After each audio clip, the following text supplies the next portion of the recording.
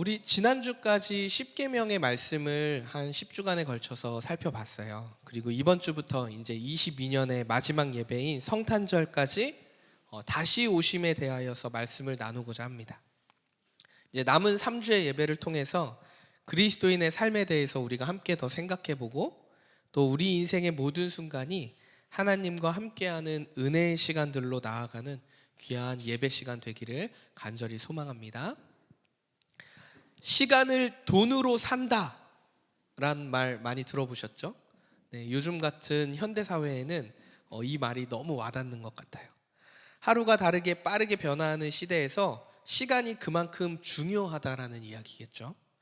집중해야 할 것에 집중하기 위해서 기꺼이 내가 중요한 일이 아니라면 기꺼이 돈을 써서 그 시간을 내가 사서 다른 것에 더 집중할 수 있는 것에 집중하겠다, 이렇게 활용을 하겠다, 이런 뜻이죠.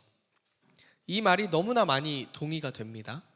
우리가 해야 할 것도 많고 하고 싶은 것도 많고 여러 가지 우리의 삶의 활동 반경들이 넓어졌기 때문에 시간이 정말 아깝다라는 생각이 많이 들어요. 그래서 이 말이 너무 많이 동의가 됩니다. 그러나 한편으로는 이런 생각도 들긴 해요. 시간을 돈으로 사서 얻은 그 귀한 시간을 또다시 나의 성장과 성공을 위해서 무던히 애를 써야 한다는 것이 좀 씁쓸하기도 한 것 같아요. 어렵게 생긴 여유의 시간도 무엇을 해야 할지 모르는 때가 있습니다. 그 시간이 막상 딱 주어지면 내가 뭘 해야 되지? 이렇게 어렵게 생긴 시간을 어떻게 더 잘 활용할 수 있을까? 이것에 대해서 고민하고 검색하느라고 시간을 보냅니다. 너무나 바쁜 일상을 살다 보니까요, 갑자기 주어진 시간에 모드 전환이 안 되는 거죠. 갑자기 스피드를 있게 막 달리다가 그 브레이크를 딱 밟았는데 어떻게 해야 될지 모르겠는 거예요. 이렇게 바쁘니까 우리는 하나의 병을 갖게 됩니다. 무슨 병이냐면 조급병. 조급병은 우리를 기다리지 못하는 빨리빨리 사회의 이 구성원으로 우리를 만든 것 같아요. 우리의 인생은 기다림의 연속이 아닐까 생각합니다. 저희 이제 막내가 내년에 초등학교를 입학해요. 입학할 때까지 언제가 되겠어요? 계속 기다려야 되잖아요. 언제 입학하냐고 물어보고, 학교 언제 가보냐고 물어봅니다. 첫째는 중학교에 입학합니다. 이것도 또한 기다림이겠죠? 지난주 수능 점수가 이제 발표됐어요. 이제 입학 원서를 쓰죠. 결과를 기다려야 합니다. 그리고 자녀를 가진 부모님들은 아시겠지만 사랑하는 자녀를 이제 잉태하여서 임신했어요. 그럼 출산까지 뭐 해요? 기다려야 됩니다. 회사 원서를 이직을 하려고 아니면 이제 회사를 구하려고 이력서를 넣습니다. 답변을 기다려야 합니다. 합격 소식을 기다려야 해요. 기대되는 연말 모임이나 약속 등 어떠한 것이든지 간에 우리는 시간의 흐름 속에 기다려야 합니다. 기다림의 연속인 거죠, 우리의 인생은. 그럼 여러분은 어떠한 기다림을 가지고 22년 한 해를 보내셨습니까? 22년 한 해를 보내면서 어떤 것을 소망했고, 또 오늘 규성 형제가 기도할 때 나눠주었지만 성탄을 기다리며 여러분은 무엇을 기다리고 계십니까? 마음의 여유 없이 너무 바쁘게 살다 보니까요, 기다림이 어려운 시대를 우리가 사는 것 같아요. 모든 것이 너무 빨라요. 기술만 봐도요, 엄청나게 빠르게 변화하고 있잖아요. 그 이야기 들어보셨죠? 그 AI가 그림 그린 거. 근데 그게 사람이 그린 것보다 더 잘 그려서 경매에도 팔리고. 기술이 너무 빠르게 발전해요. 기술만 빠릅니까? 사람들의 의식, 생각, 사고, 모든 게 다 빨라져 있죠. 기다릴 수가 없는 거죠. 기술에 적응할 수 있는 시간이 없어요. 익숙해질만 하면 새로운 기술들이 발표돼요. 너무 부끄러운 얘기지만 여러분, 핀테크 할 때에 전 카카오페이를 쓰지 않았어요. 복잡하더라고요, 카카오페이가. 저 나름대로 좀 IT 쪽에 좀 이렇게 관심이 많거든요. 근데 청년의 말을 듣고서 제가 카카오페이를 쓰기 시작했어요. 목사님 때문에 계좌번호를 주고받아야 되잖아요. 이렇게 얘기하더라고요. 그래서 그렇구나. 그렇지. 나만 그렇구나. 그래서 내가 맞춰야 되겠구나 해서 했는데 옛날에는 참 그런 기술들 따라가는 것도 쉬웠는데 어렵더라고요. 적응하는 게 어려운 거예요. 기다림이 없습니다. 그만큼 시대가 너무 빠르다는 거예요. 보여지는 기다림도 있지만 보이지 않는 기다림들도 있습니다, 여러분. 어떤 거죠? 바로 영적인 기다림입니다. 모든 그리스도인들은 기다려요. 무엇을 기다립니까? 다시 오실 주님을 기다립니다. 재림하실 예수님, 우리의 소망이잖아요. 그리스도인의 끝은요, 정해져 있어요. 주님이 오신다, 정해져 있는 팩트, 약속, 사실입니다. 또 주님이 다시 오시면 반드시 심판이 있다, 이것은 정해져 있는 얘기예요. 그리고 그 이후에 그리스도인들에게 너무 기쁨의 소식 뭐예요? 심판 이후에는 주님과 함께 영원히 새하늘과 새 땅에서 영원히 행복하게 안식을 누리며 살 수 있다. 그리스도인의 끝은 정해져 있습니다. 이것을 우리는 뭐라고 얘기하냐면 종말론적 삶이라고 얘기하죠. 우리는 누구나 죽어요. 이거는 모든 사람이 알아요. 하지만 그리스도인의 끝은 우리가 죽더라도 육신은 죽지만 주님 다시 오시는 그 심판의 때에 우리는 다시 부활하여서 주님과 함께 산다. 이것이 그리스도인의 삶의 끝이라는 거죠. 종말론적 삶. 보여지는 수많은, 제가 예를 들었던 것처럼 어떤 약속의 기다림, 이직의 기다림, 합격의 기다림 이런 것처럼 보여지는 수많은 기다림도 우리의 삶에 있지만 언제 오실지 모르는, 보이지 않는, 그러나 반드시 확실히 이루어지는 그 미래에 대한 영적인 기다림도 있다는 것이죠. 성도님들과 함께 지금 성탄을 기다리면서 묵상하고 있어요. 월터 브루그만의 대림절 묵상이라는 책으로 함께 묵상을 하고 있는데요. 이 책의 표지에 이 소제목의 앞에 보면요, 뭐라고 써 있냐면 새로움이 오시는 길이라고 써 있어요. 성탄을 기다리면서 묵상하는 거니까 여러분 대충 짐작해봐도 이 새로움이라는 건 무엇을 얘기할까요? 예수님을 말하는 거겠죠. 예수님이 오시면 모든 것이 새로워진다는 것으로 이해해도 될 것 같습니다. 우리의 삶이 예수님을 통해서 모든 것이 변한 것처럼 주님이 오시면 새로운 것이 변한다, 모든 것이 새롭다는 거예요. 그 새로움을 우리가 맞이할 준비를 하자라는 의미로 새로움이 오는 길, 이렇게라고 제목이 적혀진 것 같아요. 그러나 여러분, 예수님이 이 땅에 오시고 우리를 구원하셨다는 이 사실, 그리고 반드시 다시 오실 것이며 심판하고 그리고 주님과 영원히 사는 것, 이 사실, 다시 오신다는 그 약속, 여러분들에게 새롭게 다가오십니까? 이 기다림이, 보이지 않는 영적 기다림이 두근두근되고 설레이고 기쁘고 행복하고 그렇습니까? 성경은 말하고 있어요. 처음부터 끝까지 성경의 창세기부터 요한계시록까지 하나도 빠짐없이 정확하게 하나를 얘기해요. 우리를 어떻게 구원할 것이며 반드시 심판이 있고 우리를 구원한 백성들과 하나님은 어떻게 사실 것이다. 이것에 대해 하나만 얘기하고 있어요. 예수님과 함께 고통 없는 기쁨만이 가득한 영원한 삶을 살게 될 것이다. 이렇게 성경은 말하고 있다는 거예요. 우리는 그러면 어때해요? 이 말씀을 믿어요. 이 약속을, 이 언약을 믿고 기다리고 있는 거예요. 우리의 신앙의 삶이 지금 그것을 향해 가고 있는 거예요. 그런데 우리 사회는 어때요? 괴리감이 너무 크죠. 기다림이 익숙치 않은 삶이에요. 잠시의 그 느린 것도 참지 못해요. 제가 그게 너무 심하거든요. 전 컴퓨터를 항상 최신 업데이트를 해놔야 돼요. 그래야 마음 편한 사람입니다. 뒤처지는 게 싫은 거죠. 기다림에 익숙하지 않은, 인내함에 익숙하지 않은 우리가 새로움으로 가득한 예수님을 지금 기다리고 있다는 거예요. 근데 무언가 이상하고 어색하지 않아요? 예수님이 탄생하신 이 성탄절을 난 이미 예수님을 믿었는데 이 예수님의 탄생을, 성탄절을 내가 어떻게 생각하고 어떻게 바라보며 어떻게 기다려야 되는 거지? 뭔가 어색하잖아요. 예수님의 탄생과 죽음 그리고 부활은 우리가 다 아는 사실인데 난 그걸 믿는데, 그러면 예수님의 다시 오심에 이 새로움으로 다시 오시는 우리는 어떻게 기다려야 할까? 난 안 그래도 기다림에 익숙하지 않은데. 이게 오늘 우리가 함께 말씀을 통해서 고민해 봐야 될 문제라는 거죠.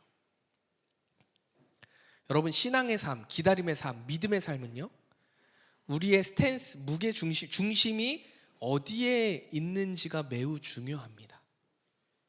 보통의 많은 사람들은요, 다가올 미래의 일들보다 현실에 훨씬 더 많은 무게 중심을 두고 살아가요.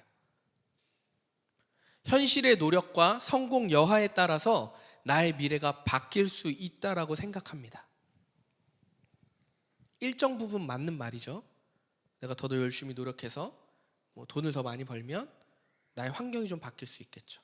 하지만 보이지 않는 영적 기다림은 반드시 팩트에 우린 다 죽어요. 종말론적 삶이죠. 그런데 현실에 많은 무게의 중심을 두고 사는 사람들은 보이지 않는 영적 기다림의 기대와 설레임을 기대할 수 없어요. 기대를 하더라도 어떤 기대가 있냐면, 예수님을 통해서 이 현실의 삶의 열매가 어떻게 맺혀지느냐에 관심이 있는 것이지 소망에 대한 기대함을 가질 수가 없습니다. 그러나 믿음의 사람들은 어때요? 다가오는 확실한 미래의 이야기를 우린 알아요. 그렇죠? 그렇기 때문에 그 아는 상태에서 현재를 바라봅니다. 그러니까 중심이 달라지겠죠. 무게중심을 어떻게 두고 있냐면 확실한 미래에 두는 거예요. 확실한 미래, 반드시 심판하신다, 반드시 오신다, 우리를 영원 가운데 함께 하신다. 이 확실한 미래를 생각하고 인식하고 현재를 최선을 다해 사는 거예요. 똑같이 최선을 다해도 이야기가 스탠스가 다른 거죠. 오늘 함께 읽은 야고보서 5장 7절 9절 말씀은요, 이게 무게중심을 하나님께 어떻게 하면 잘 두고 살아가는지에 대해서 아주 잘 말해주고 있어요. 농부가 나옵니다. 농부는 어떤 사람이에요? 열심히 농사를 지어서 그 농작물이 풍성하게 열매를 맺도록 하는 사람이 농부잖아요. 그러니까 이 사람은, 농부는 귀한 열매를 맺기 위해서 뭘 해요? 열심히 기다려요. 끝까지 참고 기다립니다. 무엇을 참고 기다려요? 귀한 열매 맺기를 기다려요. 최선을 다해서 농작물을 가꾸고 끝까지 참고 기다립니다. 그런데요, 놀라운 것은요, 농부가 비를 오게 할 수 있나요? 농부가 비를 오게 할 수도 없고 비를 그치게 할 수 없을 뿐더러 내가 열심히 노력했지만 농부가 열매를 맺게 할 수 있나요? 농부는 열매를 맺게 할 수 있을 능력이 없어요. 자신이 할 수 있는 영역 내에서 하는 것이 최선입니다. 우리가 예수님의 다시 오심을 기다리는 것도 이와 같다는 거죠. 우리가 주님 언제 오실지 몰라요. 끝까지 참고 인내하면서 농부처럼 기다려야 해요. 언제 비가 올지, 언제 고난이 올지, 언제 기쁨이 있을지, 언제 비가 그칠지, 언제 눈이 올지, 언제 추워질지, 언제 따뜻해질지 몰라요. 하지만 반드시 올 걸 알아요. 반드시 열매 맺을 걸 알기 때문에 참고 끝까지 기다리는 것입니다. 어떻게 해요? 주어진 삶을 최선을 다해서 나에게 주신 것에 자족하면서 우리의 삶을 최선을 다해 사는 거예요. 근데 이렇게 해도요, 우리 힘으로 구원을 이룰 수는 없어요. 죽음을 면치 못해요. 근데 여기서 더 놀라운 거, 여러분의 상상력을 더 발휘해 보십시오. 더 놀라운 것 얘기해 드릴게요. 예수님과 제자들을 핍박했던 그 유대인들도 우리처럼 똑같이 메시아를 기다렸다는 거예요. 자신들의 조상 대대로 내려오는 구약의 말씀을 이들은 믿고 있었어요. 언젠간 우리를 구원하실 메시아가 오신다, 이걸 알고 있었기 때문에 끝까지 참고 기다렸어요, 유대인들이. 그래서 예수님이 내가 메시아요라고 딱 나타나서 수많은 기적과 수많은 말씀들을 얘기함에도 불구하고 그것을 인정하지 않았어요. 도리어 어떻게 했습니까? 핍박했어요. 그리고 죽이기까지 했습니다. 유대인들이 열심히 참고 기다렸는데 왜 그랬을까요? 우리보다 성경의 말씀도 훨씬 더 잘 아는 유대인들이 도대체 왜 그랬을까요? 그 누구보다 메시아를 갈망하면서 기다렸던 사람들이에요. 왜 그랬을까요?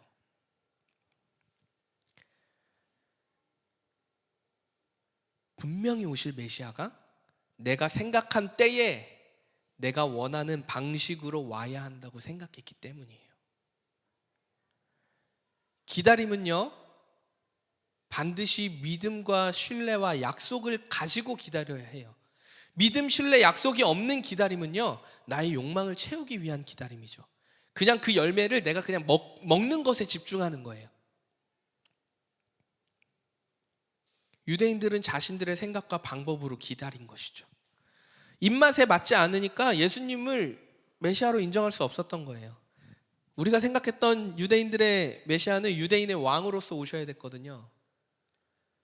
모든 핍박을 다 뒤엎고 정치적으로, 군사적으로 유대인들이 빵 하고 전 세계의 최고로 올라왔어야 됐거든요. 근데 유대인들의 왕인 예수님은 어떻게 오셨어요? 마구간에서 태어나셨어요. 가장 천한 인간의 모습으로 오셨다는 거예요. 목수의 아들로. 그리고 가장 낮은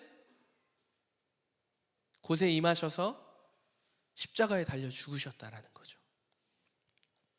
생각했던 것과는 전혀 다른 일들이 펼쳐지고 있으니 예수님을 믿을 수가 없었어요. 우리도 이럴 때가 있지 않냐는 거예요.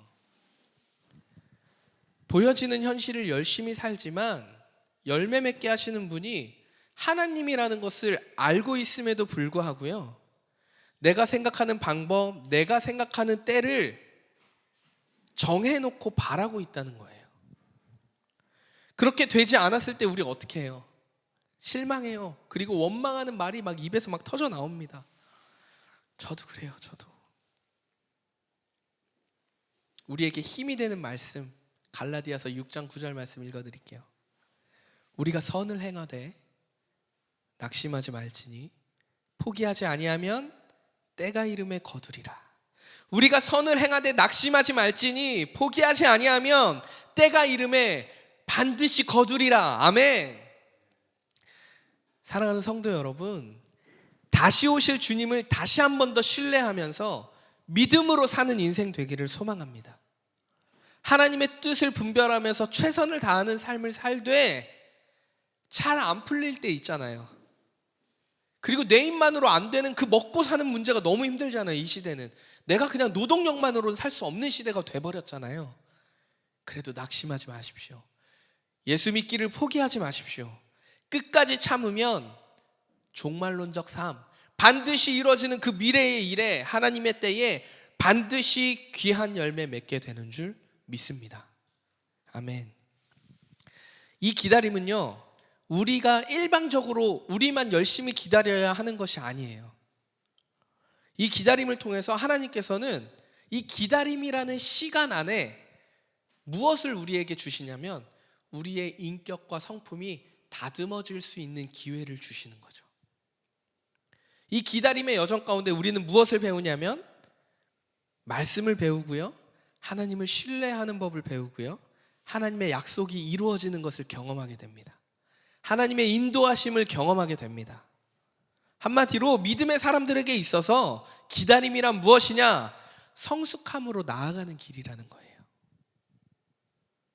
그냥 하염없이 내 고통을 쳐가면서 어떻게든 버티는 그런 기다림의 수준이 아니고, 우리의 인격과 하나님의 형상대로 창조된 우리의 인격이 하나님의 형상대로 창조된 그 인격으로 회복되는 그 시간을 우리는 기다림 속에 배운다는 거죠. 혹시 우리 성도님들 가운데 막연하게 기다려야 하고 답답하고 막연해서 너무 힘들어서 좀 낭망하고 계신 분들이 계십니까? 우리 마음을 굳건히 하길 간절히 소망합니다. 그리고 강하고 담대하시기를 주님의 이름으로 축복합니다. 하나님을 더욱 신뢰하기를 바랍니다. 하나님을 더욱 의지하시기를 바랍니다. 낙심하지 마시고 끝까지 오래 참고 마음을 굳건히 하여 강하고 담대하기를 간절히 소망합니다. 이 시간들을 통해서 하나님 반드시 우리에게 우리의 인격을 만져주시고 성숙하게 다듬어 가시는 줄 믿습니다. 그리고 여기서 그치는 것이 아니라 더 크고 놀라운 일을 우리가 살아가는 우리의 인생 가운데 펼쳐내게 되실 줄 믿습니다. 아멘. 다시 오실 예수님을 기다리는 방법 두 번째는요, 원망하지 말아야 된다는 거예요. 우리 십계명의 말씀을 통해서 우리의 말의 습관들을 어떻게 해야 되는지 얘기 들었잖아요. 이웃 거짓 증거하지 말고 뭐 도둑질하지 말고 이런 얘기 나눴잖아요. 근데 오늘 본문에서 말하는 원망의 말들은요, 훨씬 더 많은 것을 포함하고 있어요. 불평하는 말, 근심하는 말, 슬퍼하는 말, 불만 가득한 말 등 원망하는 말들을 하지 말라는 거예요. 농부의 예를 우리가 들었지만 열매를 맺게 하는 것도 비를 내리게 하는 것도 우리의 영역이 아니잖아요. 다르게 말하면 원망하는 말들도 그 말들을 통해서 우리의 삶이 변하는 것이 아니라는 거예요. 그 말을 한다고 해서 우리의 삶이 변하는 건 아니라는 거예요. 불평하는 말을 한다고 해서 우리의 삶이 변합니까? 근심하는 말을 한다고 해서 우리의 삶이 변해요? 의심하는 말, 불안한 말, 원망하는 말, 슬퍼하는 말, 이런 말들이 우리의 삶을 변합니까? 아니요. 하나님이 하셔야 변합니다. 이 원망이라는 것이요, 저도 말씀을 준비하면서 깨닫게 된 거지만 진짜 무섭더라고요. 죄가 독처럼 퍼진다고 얘기하잖아요. 원망의 말을 한 번 하기 시작하면요, 두 번, 세 번, 네 번 계속 쌓이더라고요. 원망이 하나 마음에 안 드는 게 생겼어요. 내 마음에 쓱 들어오면 그 마음이 하루 종일 다른 것에도 다 불평불만을 느끼게 하잖아요. 부끄러운 얘기지만 누군가 싫어졌어. 뭔가 마음에 안 드는, 나한테 상처를 줬어. 그럼 그 사람이 하는 모든 것들이 다 마음에 안 들잖아요. 원망의 말은요, 계속해서 죄를 만들어내게 됩니다. 오늘 본문은 뭐라고 얘기하냐면, 원망의 말들은 주님 다시 오시면 반드시 원망의 말에 대해서 심판받게 된다고 오늘은 성경은 말하고 있어요. 원망의 말들이 우리를 죄의 길로 이끈다는 거예요. 유대인들이 나의 생각과 방법으로 메시아가 오지 않으니까 원망의 말들을 쏟아내죠. 네가 메시아냐? 무너진 성전을 네가 어떻게 다시 세울 거냐? 유대인의 왕, 그 십자가에서 내려와 봐라 등등, 그러면서 욕하고 핍박하고 십자가에 못 박습니다. 원망의 말로 시작됐던 말들이 결국 나의 욕심으로 이어져서 예수님을 십자가에 못 박는 일까지 벌이게 된다는 거죠. 우리의 기다림을 통해서 우리의 인격이 성숙해진다고 말씀드렸어요. 원망의 말들은요, 우리의 인격을 하나님의 형상대로 창조된 그 원래 존귀한 존재의 모습으로 회복하는 것이 아니라, 원망의 말들은 계속해서 죄의 길에 서게 하기 때문에 우리의 영혼을 병들게 합니다. 아파지게 하고요, 힘들어지게 하고요, 계속해서 고통을 묵상하게 해요. 기대와 설레임, 새로움이라는 단어는 그딴 거 이렇게 냉소하게 해요. 그래서 우리가 해야 할 것은요, 원망의 말 대신 감사의 말로 우리의 언어의 습관을 바꿔야 한다는 거죠.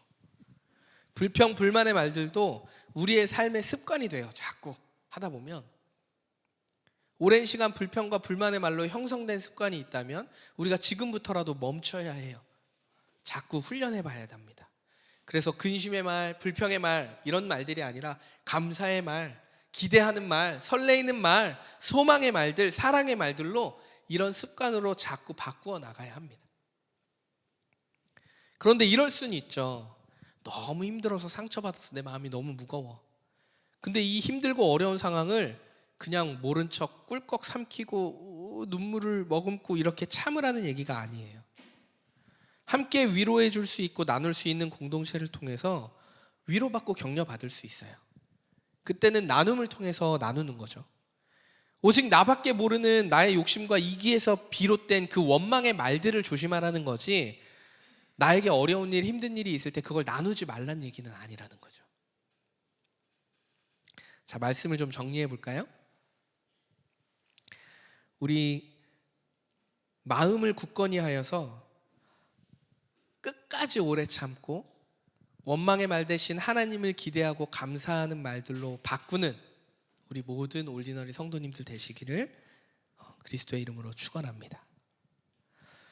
주님 다시 오심을 이러한 마음으로 기다린다는 것이요, 정말 쉽지 않음을 잘 알고 있어요. 제가 이렇게 설교를 하지만 당장 현실의 수많은 어려움이 우리 앞에 오늘 눈을 뜨고 오늘 저녁에 내일에 내일 모레에 한 달에 그렇게 넘어야 될 벽처럼 많은데 어떻게 우리가 조급해하지 않고 기다릴 수 있냐는 거죠. 쉽지 않다라는 거 너무 잘 알고 있습니다. 그런데 현실의 일도 그런데 언제 오실지 모르는 주님을 소망함으로 기다린다는 것, 이게 얼마나 힘들겠어요. 그런데요, 오늘 이 야고보의 이 말씀을 받았던 이 사람들의 상황을 살펴보면요, 우리와 마찬가지로 기다림이 어렵고 힘든 사람들이었다는 거예요. 로마의 핍박 속에서 많은 착취를 당했어요. 착취뿐만이 아니고 고통 가운데 있었습니다. 예수를 믿는 그 믿음의 핍박이 실제적으로 이들에게 주어졌기 때문에 더 고통스러웠어요. 농사를 열심히 지었지만 수많은 세금과 착취로 자신들의 재산과 노동의 가치를 인정받지 못하고 뺏겨야만 했어요. 한마디로 뭐라고 얘기할 수 있을까요? 가난한 자였다는 거예요. 예수를 믿는 믿음만으로도 핍박받고 고통스러운데 가난까지 더해졌으니까 얼마나 더 힘들었겠어요. 이들에게 있어서 야고보의 그 말씀, 마음을 굳건히 하여 끝까지 오래 참고 원망하지 말라는 이 말씀이, 심판자가 우리의 문 밖에 있으니 심판자가 그걸 듣고 너를 벌할까 걱정된다, 이 말들이 당시 그 가난한 자들의 마음에 어떻게 다가왔을까요? 소망으로 다가왔을까요? 설레임으로 다가왔을까요? 기대함으로 다가왔을까요?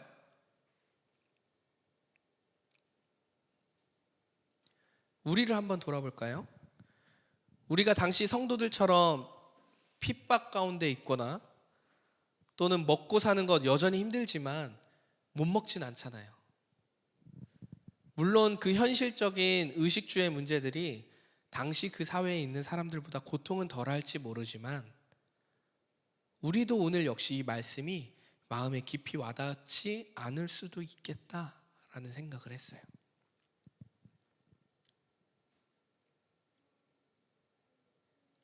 사랑하는 성도 여러분, 우리의 신앙은요, 마라톤과 같아요.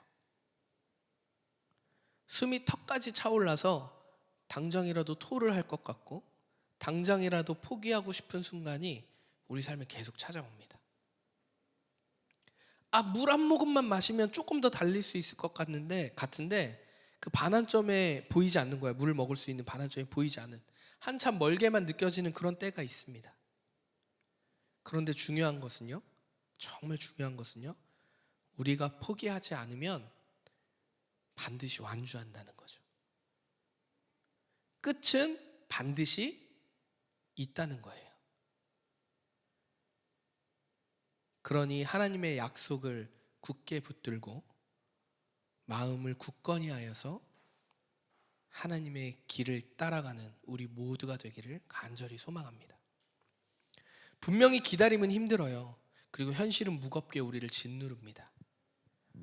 그럼에도 낙심하지 말고 우리는 하나님의 약속을 붙잡아야 합니다. 그리스도를 믿어야 해요. 그 약속을 신뢰함으로 끝까지 달려야 해요. 너무너무 감사한 건 뭔지 아세요? 이 마라톤의 여정에 물을 주는 사람이 있다는 거예요. 응원해주는 사람이 있다는 거예요. 그리고요, 더 중요한 건 뭐냐면요, 무엇보다 함께 뛰는 사람들이 있다는 거예요. 나 혼자 뛰는 게 아니에요. 혼자 뛰는 것 같아 보이지만 그렇지 않다는 거예요. 앞서가는 사람도 있고요, 나보다 조금 늦어진 사람도 있어요. 또는 어떤 그룹은요, 하하호 웃으면서 마라톤이지만 걸으면서 쉬어가면서 대화하면서 가는 그런 사람들도 있을 수 있다는 거예요. 함께하는 사람이 있다는 것입니다. 조금 늦더라도 함께 웃으면서 속도를 같이 하여 뛰는 사람이 있다는 거예요. 저희 올디너리 공동체가 기다림을 함께하는, 속도를 함께하는, 함께 뛰는 공동체가 되기를 그리스도의 이름으로 축원합니다. 성탄을 기다리는 여러분의 마음 어떠하십니까? 설레이십니까? 22년 한 해의 마지막을 보내는 여러분의 마음은 어떠하십니까? 그리고 23년 새해를 준비하는 여러분의 마음은 어떠하십니까? 성탄을 맞이하며 기다리는 우리의 삶은요, 마음을 굳건히 하는 것, 다시 일어나 주를 예배하리. 결코 포기하지 않는 믿음과 인내와 감사하는 말로 우리의 몸과 마음을 정돈하는 시간이 성탄을 기다리는 시간입니다. 예수님이 탄생하셨다, 생일 축하합니다, 이거 하자는 거 아니고요.